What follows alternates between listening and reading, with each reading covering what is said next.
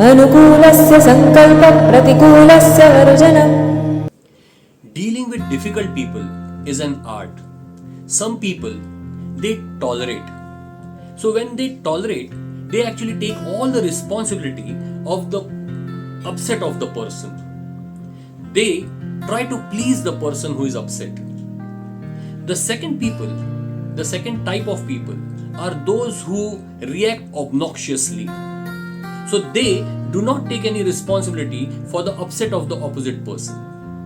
In fact, they may also instigate the person to more anger. And the third type of people are those who address the problem. So, to address is the right way. Why? Because while you tolerate or while you give a obnoxious response, at that time there is some disturbance in the heart.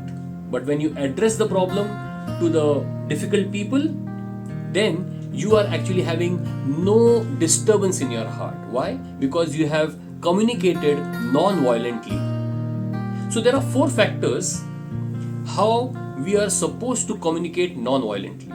The first way is whenever we open our mouth to speak, we should speak observation, and the observations are always specific. We don't pass judgments. For example, if I say that you come late every day, you are a late comer, then that is a judgment.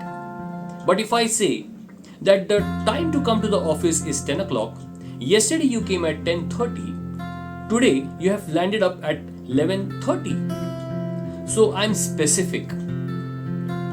So we should always be specific in our observation, and that does not instigate the people into an upset.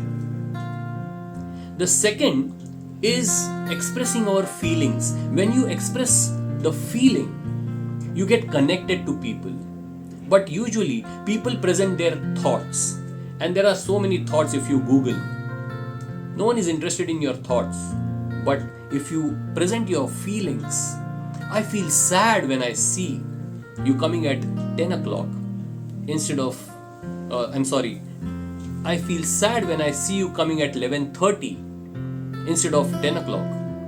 So that sadness is registered by the person. The third thing is we should be presenting our needs.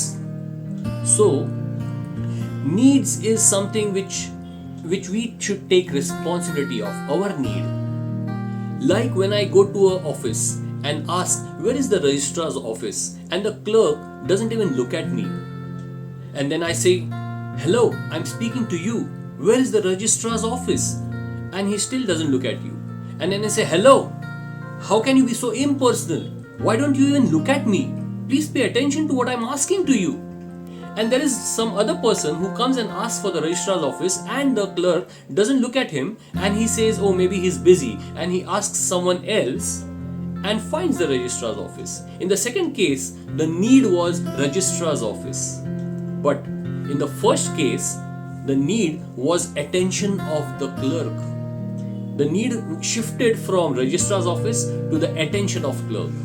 So what we need, we should be aware of and ask specifically with a request. That is the fourth factor. Ask with a request. And request also should be specific.